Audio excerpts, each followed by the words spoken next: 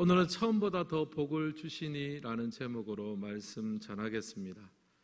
이제 드디어 욥기의 마지막 장면입니다. 이 마지막 장면에서 하나님은 욥의 인생에서 무너진 모든 것들을 회복시켜주는 참으로 놀라운 장면을 봅니다. 저는 개인적으로 욥기를 보면서 이 해피엔딩으로 마친다는 것이 참 너무나 귀하고 감사하다 하는 생각을 합니다. 물론 해피엔딩으로 마친다고 해서 욥이 당한 고난과 재난 자체가 없어지는 것은 아닙니다. 욥은 분명히 사랑하는 자녀들을 잃었고 또 친구들에게 오해를 받아서 상처도 입었습니다. 또 질병 때문에 굉장히 어려움도 겪었습니다. 하지만 이 모든 것을 합력하여 선을 이루시는 하나님이 바로 욥의 하나님이십니다. 그리고 그 하나님은 욥의 인생을 회복시켜 주시되 모든 면에서 새롭게 회복시켜 주셨습니다. 사람들과의 관계의 부분에 있어서, 또 재정적인 부분에 있어서, 자녀와 또 가정의 관계, 또 건강에 이르기까지 모든 부분을 다 회복시켜 주셨습니다. 이 동일한 은혜가 이 밤 우리 모두에게 넘치기를 주님의 이름으로 축원합니다. 10절을 보면 이런 말씀이 나옵니다. 우리 같이 한번 읽겠습니다. 욥이 그의 친구들을 위하여 기도할 때 여호와께서 욥의 곤경을 돌이키시고 여호와께서 욥에게 이전 모든 소요보다 갑절이나 주신지라. 아멘. 여기 보면 욥이 그의 친구들을 위하여 기도할 때라고 나옵니다. 그렇게 기도할 때 여호와께서 욥의 곤경을 돌이키셨다라고 합니다. 사실 욥은 우리가 욥기를 보면요, 욥기 내내 욥이 친구들하고 논쟁하고 다투고 또 욥이 시달렸습니다. 사실 욥이 겪은 고난 중에 그 재난 자체, 사건 자체도 어려웠지만 힘들었지만 그것 때문에 위로해 준다고 찾아온 친구들하고 논쟁하고 또 말싸움하고, 어떻게 보면 그 사건보다요 친구들의 시선과 평가와 비난 때문에 더 힘들고 더 쓰라렸습니다. 하나님은 그런 욥에게 가장 먼저 요청한 것이 뭐냐 하면요, 바로 용서와 관계의 회복입니다. 욥기는요, 욥이 자기 친구들 3명에게 시원하게 복수하는 걸로, 내가 그동안 나를 억울하게 만들었자면서 시원하게 복수하는 걸로 끝나는 것이 아니라 하나님께서 욥에게 요청합니다. 그들을 위하여 중보 기도하라. 욥이 그의 친구들을 위하여 기도하기 시작할 때 욥의 인생의 모든 부분의 회복도 비로소 시작이 됐습니다. 만약 여러분 욥이 새 친구들을 계속해서 원망하고 미워하고 정오했다면요, 아무리 하나님께서 욥의 인생에 좋은 것들을 다시 회복시켜 주셨어도 결코 욥은 행복하지 못했을 거예요. 그런 원망하고 불평하고 어려운 마음을, 증오하는 마음을 가지고 있다면요, 아무리 좋은 것을 주어도 행복하지가 않은 거죠. 여러분, 인간의 행복에서 중요한 것은요, 사람과의 관계에서 나옵니다. 우리는 만남을 통해서요, 은혜도 받고 복도 누리고 행복도 누릴 수 있습니다. 관계는요, 우리 인간의 행복의 중요한 통로 중에 하나입니다. 근데 그 관계의 핵심은 무엇입니까? 인간관계의 핵심은요, 바로 용서입니다. 내가 누군가와 좋은 관계를 유지하고 있다는 것은요, 서로가 서로를 볼 때 잘 용서하고 수용하고 있다는 것을 말하는 거예요. 어떤 분은, 아니 목사님, 저는 그 상대방하고 너무 딱 맞아가지고 용서 같은 거 전혀 안 해도 전혀 문제가 없습니다, 그렇게 생각하시는 분이 있는데요, 그분은 용서를 안 할 수 있어도 상대는 그분에게 용서 많이 하고 있는 거예요. 사실은 인간관계에 일방적인 것은 없거든요. 용서를 통해서 우리 인간관계가 유지가 되는 거예요. 예수님께서도 주기도문에서 이 사실을 가르치셨습니다. 여러분, 주기도문을 보면요, 처음에는 먼저 하나님과 하나님 나라를 위해서 기도하라고 합니다. 하나님의 이름이 거룩히 여김을 받으시고 당신의 뜻이 이 땅에서 이루어지기를 원합니다. 처음 기도는 뭐냐 하면 하나님과 하나님 나라를 위한 기도를 하는 거예요. 먼저 주의 나라와 주의 의를 구하라, 이게 우선순위 아닙니까? 그 다음에는 무엇을 기도합니까? 우리 자신의 필요를 위해서 기도합니다. 그 중에 하나가 뭡니까? 우리가 우리에게 죄 지은 자를 사하여 준 것 같이 우리 죄를 사하여 주시옵고, 무슨 말입니까? 내게 죄 지은 자를 용서할 수 있는 힘을 달라는 기도를 하라는 거예요. 왜냐하면 인간관계, 인간 행복에 중요한 것은 바로 관계고, 관계의 핵심은 바로 용서하는 힘에서 비롯됩니다. 하나님이 욥에게 요구한 게 바로 그거예요.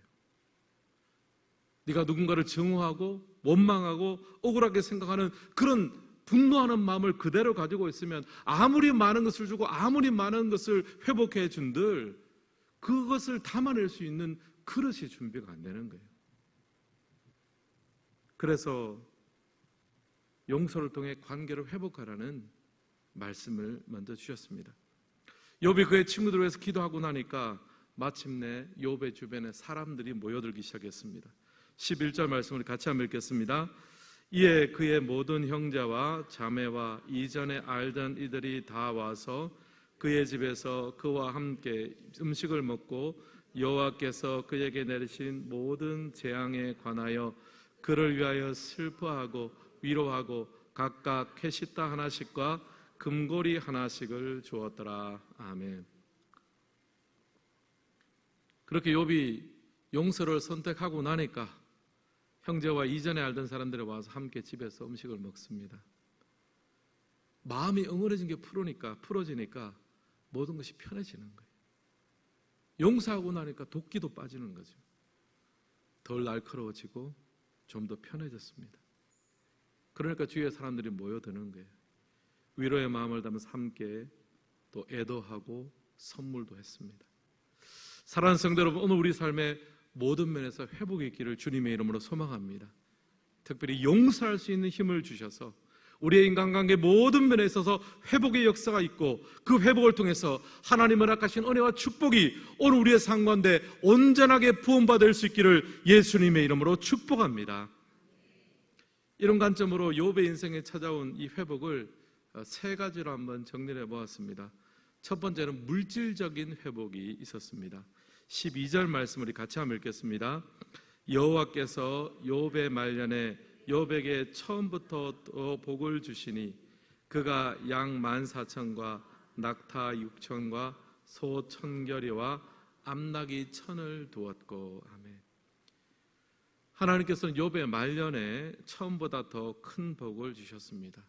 여기 보면 양 14,000, 낙타 6,000 등등 보면요, 욥기 1장에 원래 욥의 재산 목록이 나오는데 대조로 해보시면요, 비교 대조로 해보시면 정확하게 2배입니다.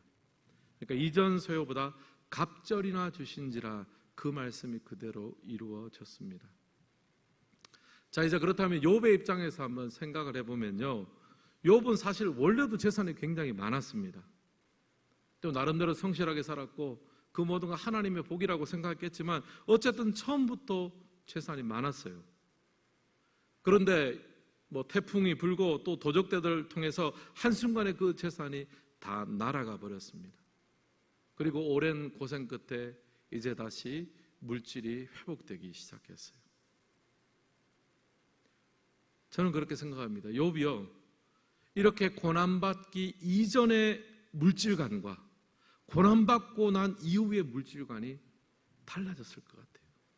그전에는 어느 정도 이건 내가 좀 기여한 부분이 있지 않나, 내가 돈 벌고 이렇게 어느 정도 내가 기여한 부분이 있지 않나 약간은 생각했을 수도 있습니다. 그런데요, 이 고난받고 난 이후에 보니까요, 지금 내 손에 있는 그 돈, 그 재물이요, 내게 아니라는 거예요. 주시는 분도 하나님이시고 취하시는 분도 하나님이시고, 어느 날은 굉장히 많았는데 한순간에 그것이 다 아사져가 버리고 또 지금 주시는 데 보니까 갑절이나 더 주시는 거예요. 사실은 이게 설명이 안 되는 거거든요. 돈을 벌었다라고 보기도 하나님이 부어주셔야만 가능한 일이 나왔습니다. 주신 자도 하나님이시오 취하신 자도 하나님이시니, 욥은요, 물질에 대한 청지기의 마음이 더 커졌을 겁니다. 그래서 갑절을 주신 것을 보면서 이거 내 거니까 내가 얼마나 잘 써볼까, 이것이 아니라 참 많이 하나님께 주셨으니까 어떻게 더 많이 하나님과 이웃을 위해서 내가 사용할 수 있을까, 청지기의 마음이 더 더 많이 들었을 것 같아요. 미국의 강철왕 카네기는요, 많은 존경을 받고 있습니다. 돈을 많이 축적해서 존경을 받는 것이 아니라 자신 재산의 대부분을 사회에다 환원을 했대요. 도서관을 짓고 박물관을 세우고 또 미국 사회 교육과 예술 문화를 업그레이드하는데 많은 기여를 했습니다. 그런 사람의 손에 재물이 있으면요, 그 재물은 세상에 축복이 되고, 반대로 움켜쥐는 사람의 손에 있는 재물이 많으면 많을수록 세상의 입장에서는 저주가 될 수 있습니다. 요즘 우리가 다들 좀 성공해야 되겠다라는 마음들을 많이 갖고 있습니다. 근데 중요한 것은 뭡니까? 성공한 이후에 그 성공을 가지고 무엇을 할 거냐가 사실 더 중요하지 않습니까? 성을 정복하는 것도 중요하지만 그 성을 지켜내는 것은 더 어렵습니다. 결혼을 하는 것도 중요하지만 그 결혼을 잘 지켜내고 풍성하게 가꾸어내는 것은 훨씬 더 어렵습니다. 마찬가지죠. 욥은 고난을 통해서 내 손에 재물이 얼마나 있느냐도 중요하지만 그 재물을 누구를 위해서 어떻게 사용하는지가 훨씬 더 중요함을 깨달았습니다. 있다가도 없어지고 없다가도 생겨지며 하나님께서 내 삶에 잠시 잠깐 맡겨주신 이 물질을 내가 주를 위해 쓰겠습니다. 청지기의 마음이 잡혀졌을 것 같아요. 사랑하는 성도 여러분, 오늘 여러분의 삶 가운데 혹시 물질적인 회복을 바라는 분이 계십니까? 여러분 기억하십시오. 청지기의 마음을 회복하시기를 주님의 이름으로 축복합니다. 주시는 분도 하나님이시오, 거두시는 분도 하나님이십니다. 또 물질의 어려움이 어떤 사건이나 사고 때문에 발생할 수도 있지만 또 개인의 허술함이나 잘못된 판단 때문에 찾아올 수도 있습니다. 제가 보니까 재정이 어려운 부분은요, 하나님께서 단번에 해결해 주는 일을 잘 없으시더라고요. 평생을 훈련받게 하고 그 부분을 단련하게 하십니다. 재정이 많이 어려워가지고 혹시 로또 가게를 얼쩡거리는 분이 계십니까? 하나님은 잘 그렇게 한 번에 해결 안 해주세요. 그 약함 때문에, 그 어려움 때문에 더 간절하게 하시고 더 기도하게 하시고 정말 청지기의 사명이라는 것을 깨닫게 하시는 하나님의 훈련을 우리가 또 겪게 됩니다. 청지기로서 사는 것은 굉장히 중요합니다. 또 같은 수입인데도요, 주를 위해서는 용도가 더 증가할 수도 있습니다. 하나님께서는 욥에게 갑절을 주셨는데, 근데 우리도 그렇게 생각하죠. 하나님, 제 수입을 한 갑절로 주시면 제가 주를 위해서 못할 게 뭐가 있겠습니까? 여러분, 수입이 갑절이 되는 순간요, 그 갑절의 수입을 가지고 여러분이 감당해야 될 역할과 지출은 갑절을 넘어섭니다. 그러니까 원리는 동일해요.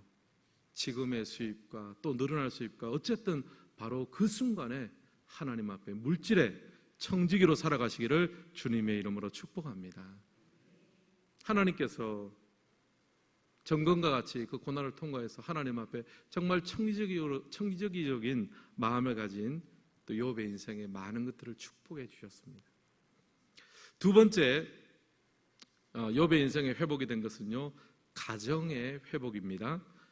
15절 말씀을 같이 한번 읽겠습니다.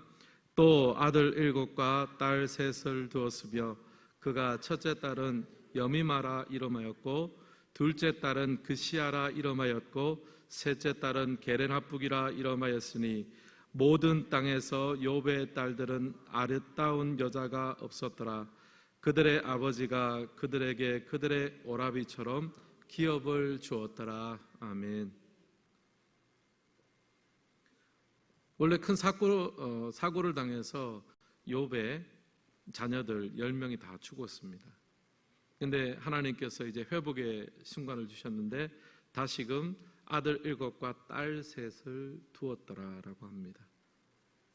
그럼 여러분 궁금하지 않습니까? 부인도 바뀐 겁니까? 대부분의 주석가는 부인은 그대로였더라라고 합니다. 근데 여러분 여기 보면요, 특이하게 딸들의 이름이 기록되어 있습니다. 원래 이 욥기에 보면 아들이나 딸 이름이 원래 안 나옵니다. 근데 뭐 이름이 나오려면은 굳이 나온다면은 뭐 아들들의 뭐 장남, 장손 뭐 그런 이름이 나와야 되는데 특이하게 딸들의 이름이 나와 있어요. 첫째 딸의 이름은 뭡니까? 여미마라 했습니다. 어떤 뜻이냐 하면 비둘기라는 뜻이고요. 둘째 딸은 그시야라는 이름입니다. 향수라는 뜻이고요. 그리고 셋째 딸은요, 게렌합북이라는 이름입니다. 화장품의 이제 종류 중에 하나였습니다. 그리고 모든 땅에서 욥의 딸들처럼 아름다운 여자가 없었더라라고 합니다. 근데 이 본문에 좀 특이한 점이 뭐냐면요, 누가 이 딸들의 이름을 지었느냐는 거예요. 누가 지었습니까? 그가 땡땡땡이라 이름하였고 욥이 직접 딸들의 이름을 지었어요. 그동안 욥기에서는 자녀들의 이름이 나온 적이 없습니다. 욥이 딸 3명의 이름을 선수 다 지어준 거예요.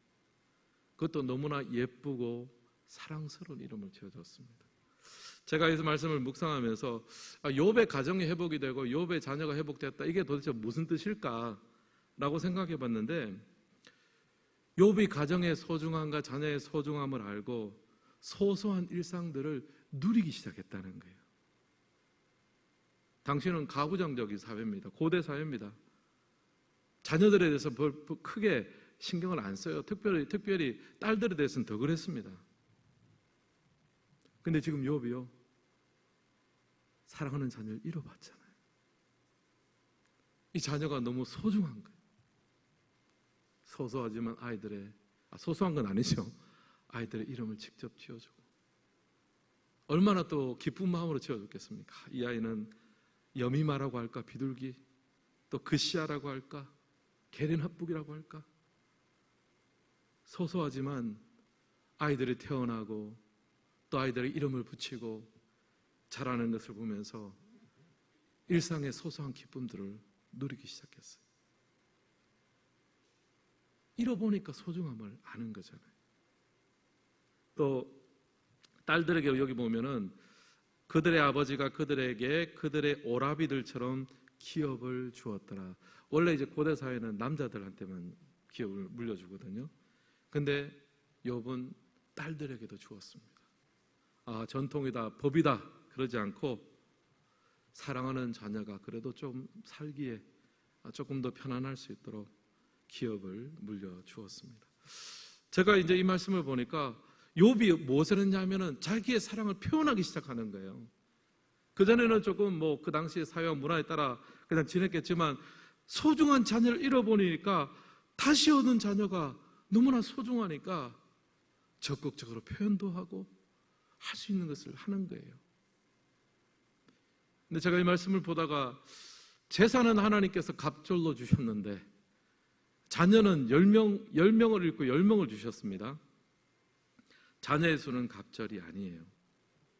왜 자녀는 갑절로 주지 않으셨을까 묵상을 하다가 그게 아니다 싶었어요. 왜냐하면 아마 누군가가 욥에게 당신 자녀가 몇 명이냐고 물으면 욥이 이렇게 답했을 것 같아요. 제 자녀는 20명입니다. 이 땅에 10명이 있고 하늘나라에 10명이 있습니다. 모두 합해 제 자녀는 20명입니다. 자식을 잃은 부모는 그 자식을 기억에서 지울 수가 없죠. 전에 말씀드렸는데 위대한 신학자 니콜라스 월터 스토프, 세계관으로 굉장히 유명한 신학자입니다. 이 신학자의 젊은 아들이 산행 도중에 죽었어요. 그게 이제 월터 스토프가 너무 가슴이 아팠습니다. 그래서 평생에 어느 자리에서 자신을 소개할 때마다 이렇게 소개했다고 합니다. 나는 아들을 잃은 아버지입니다. 정체성이 그걸 박혀버린 거예요. 죽은 아들 에릭의 숫자를 쳐서 항상 자식의 숫자를 이야기했다고 합니다. 욥도 그랬을 것 같아요. 욥의 회복이 되었지만, 여러 가지 부분 회복이 되었지만 고난 자체가 없어진 건 아니잖아요. 자녀를 잃은 경험이 있단 말이죠. 그런 의미에서 욥은 고난을 극복한 것은 아니고 고난을 통과했습니다. 고난을 이길 수 있는 것이 아니죠. 통과하는 것입니다. 너무나 소중한 자녀와 가정을 보면서 잃었다가 다시 얻고 보니까 하나하나가 소중해서 딸아이의 이름을 지어주고 또 그들의 삶을 보살펴주고, 그렇게 하니까 욥의 가정이 질적으로 완전히 회복되었던 것 같습니다. 사랑하는 성도 여러분, 오늘 우리의 가정은 어떠합니까? 우리의 자녀와의 관계가 어떠합니까? 아이들이 해야 될 것을 하는 것을 시키는 것도 중요하지만 아이들과 진정으로 하나가 되고 관심을 가지고 그의 삶을 돌아봐 주어주는 일상의 소소함을 함께 나누는 우리 모두가 되기를 주님의 이름으로 축원합니다. 저도 3명 자녀를 키우는 입장에서 이 본문을 좀 묵상하면서 참 내가 참 그동안 많이 놓쳤던 것이 있다. 걔도 욥보다 내가 감사한 것은 욥은 자녀를 잃었는데 우리 애들은 아직 있으니까 내가 아이들과 함께 일상의 소소한 것들을 누리고 아이들에 대해서 예수님에 대해서 함께 나누고 내가 만난 하나님에 대해서 함께 나눌 수 있고 아이들과 함께 이 믿음의 길을 걸어갈 수 있는 기회가 있으니까 얼마나 감사합니까? 오늘 이 놀라운 이 가정과 자녀 회복이 우리 모두에게 넘쳐나기를 주님의 이름으로 축원합니다. 그리고 세 번째로 욥의 인생의 회복은요, 건강의 회복입니다. 장수의 축복을 누리고요, 죽음의 복이 있었습니다. 16절과 17절 말씀도 우리 같이 한번 읽겠습니다. 그 후에 욥이 140년을 살며 아들과 손자 4대를 보았고 욥이 늙어 나이가 차서 죽었더라. 아멘. 욥의 진짜 이제 결론 부분입니다. 그 후에 욥이 140년을 살았습니다. 아들과 손자 4대를 보았고요, 늙어서 나이가 차서 죽었다. 전형적인 복을 받은 인생의 마무리입니다. 또 복 중의 복이 죽음의 복이잖아요.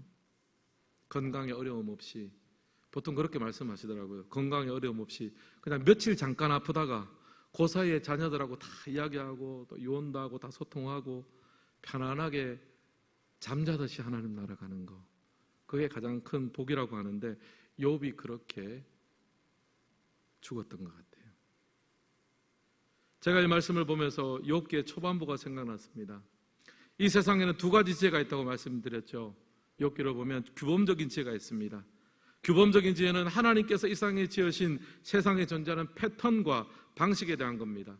아침이 오면 저녁이 되고 밤이 지나면 아침이 옵니다. 하나님의 말씀에 순종하면 하나님 축복하시고 불순종하면 심판합니다. 거기 규범에 잘 맞춰 사는 것이 지혜로운 삶이에요. 예측이 가능한 세계입니다. 그런데 반성적인 지혜도 있습니다. 모든 것이 룰대로 흘러가는 것이 아닙니다. 예외가 있습니다. 해석 안 되고 이해할 수 없는 부분이 존재하죠. 그때 어떻게 해야 되느냐? 그것이 바로 반성적인 지혜입니다. 그런데 오늘 말씀의 결론을 보면서요, 다시 규범적인 지혜의 영역으로 돌아가는 것 같아요. 욥이 그동안 고생했고 또 무죄한데 너무나 고생을 많이 했으니까 모든 것을 2배로 주고 다 회복시켜주는 것 같습니다. 규범적인 지혜로 마무리하는 것 같아요. 근데 결론은 아닙니다. 하나님이 욥에게 이런 회복을 주시는 것은요, 이유가 없어요. 친구들을 위해서 중보자의 역할을 했기 때문입니까? 아닙니다. 그것은 역할이요 사명입니다. 회복의 이유는 아닙니다. 하나님은 까닭없는 회복과 까닭없는 축복을 욥에게 베푸셨습니다. 사랑하는 성도 여러분, 우리의 인생도 마찬가지입니다. 우리는 하나님의 까닭없는 은혜를 누리고 있습니다. 예수님의 십자가의 사랑을 받을 자격과 조건이 내게는 없습니다. 까닭이 없는 거예요. 은혜입니다. 그러므로 욥기를 마치면서 우리는 이렇게 고백했으면 좋겠습니다. 하나님, 까닭없는 은혜를 주님 앞에 받았으니 내 삶의 모든 것이 하나님의 은혜임을 고백하는 자가 되게 하여 주옵소서. 내 공로를 가지고 자랑하는 자가 아니라 까닭없는 은혜로 말미암아 하나님의 은혜를 찬양하는 자가 되게 하여 주시옵소서. 그리고 욥기를 마무리하면서 저는 우리 성도님들에게 축복해 드리길 원합니다. 하나님 아버지, 우리의 인생의 말년이 욥처럼 해피엔딩이 되기를 주님의 이름으로 축복합니다. 무엇을 얼마나 주시는지 주신 것에 대해서 청지기의 마음으로 살게 하여 주옵소서. 또 하나님께서 허락하신 우리의 가족들, 또 교회에 있는 영적인 가족들에게 함께하면서 소소한 즐거움과 사랑을 누리게 하시고 그 사랑을 더 잘 표현하게 하여 주옵소서. 그리고 하나님께서 이 땅에 우리가 허락하신 수명을 누리면서 우리의 건강이나 우리의 상황이 어떠하든지 감사함으로 주님의 품 안에 안기기를 소망합니다. 까닭없는 은혜에 감사드리며 우리 인생을 하나님을 향한 찬양과 감사와 경배로 마무리할 수 있는 우리 모든 성도님 되시기를 주님의 이름으로 축복합니다.